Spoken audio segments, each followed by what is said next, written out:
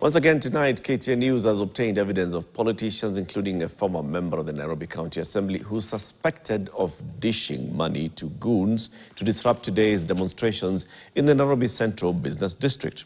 From this evidence, KTN News has learned that the goons who used motorbikes with concealed number plates to enter into the Nairobi CBD were paid 1,000 shillings each, and their motorbikes were fueled with another 1,000 shillings before entering the CBD to rob innocent residents and unsuspecting Gen Z protesters.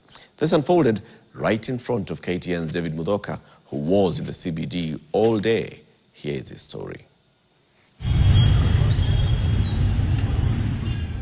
On Tuesday morning, motorbike riders who from afar appear to be boda operators, but in real sense are suspected goons on motorbikes, are seen trailing this black Range Rover while receiving instructions from whoever were in the vehicle. Government supporters. A few moments later, the suspected goons were spotted at a famous petrol station along Haile Selassie Avenue in the Nairobi Central Business District, where KTN News has learned that each motorbike was fueled petrol worth 1,000 shillings. After fueling, the suspected goons, who at least 3 in each motorbike, began their journey to the heart of the Nairobi Central Business District, where Gen Z demonstrators had planned to stage another round of protests against President William Ruto's administration.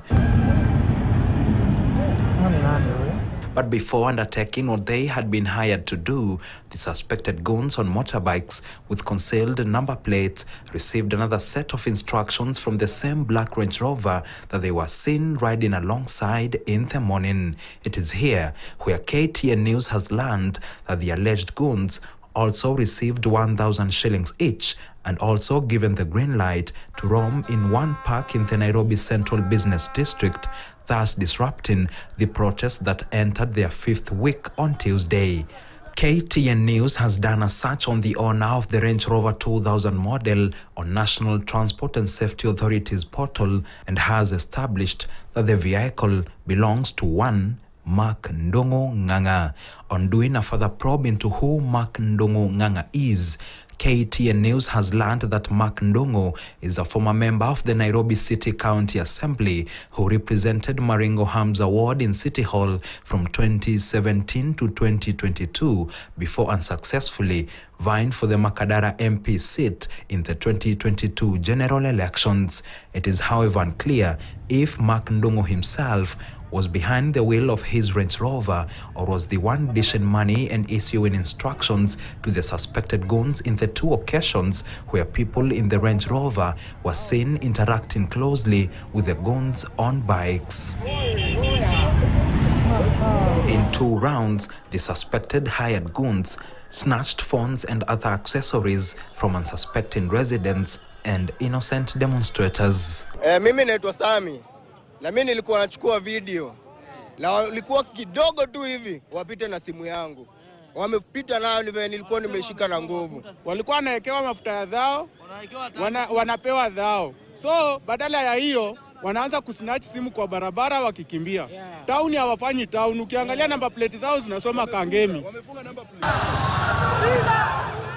In their 3rd round, the goons, who had earlier been mistaken to be boda riders who operate in the CBD, saw fire from the actual CBD boda operators who set ablaze at least 2 motorbikes. At least 3 suspected goons were injured in the confrontation, among them this man who was beaten to a pulp before being rescued by police officers who carried him to a waiting police vehicle and whisked him away to prevent the angry mob baying for his blood from lynching him. Heshima sisi kama watu wa Nduthi wanatuharibia heshima hii town sana. Watu tunapiga haso lakini sasa ile yenye wanafanya hatufurahi. The 2-hour confrontation between boda riders and demonstrators on one side and the suspected goons on the other side forced Nairobi Police Boss Adamson Bungei to intervene. The Nairobi Police Boss spoke for minutes with the boda operators who wondered why police officers watched at a distance as the suspected goons made rounds in the CBD, waving pro-government placards, a move that forced the operators to take matters into their own hands.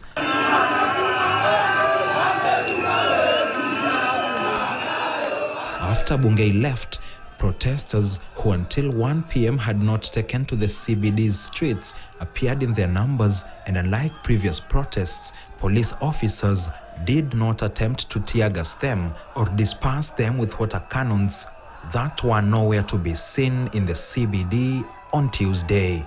I wouldn't call this a truce, but there's some sort of truce between the police and us, peaceful protesters. And I'm just saying, this is an example of how a peaceful protest should be.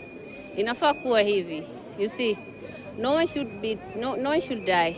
No one should have gunshot injuries. No one should be paralyzed, following the events. So I'm just saying, this is what we were asking from the beginning. In yet another week, the Gen Z demonstrators on Tuesday took to various streets of the Nairobi Central Business District to demonstrate against President William Ruto's government. And this coming days after President Ruto himself said enough is enough with the Gen Z demos, the demonstrators have also said enough is enough with his government. David Muthoka, KTN News, Nairobi. Thanks, David. Meanwhile, the Director of Public Prosecutions, Renson Igonga, is asking Kenya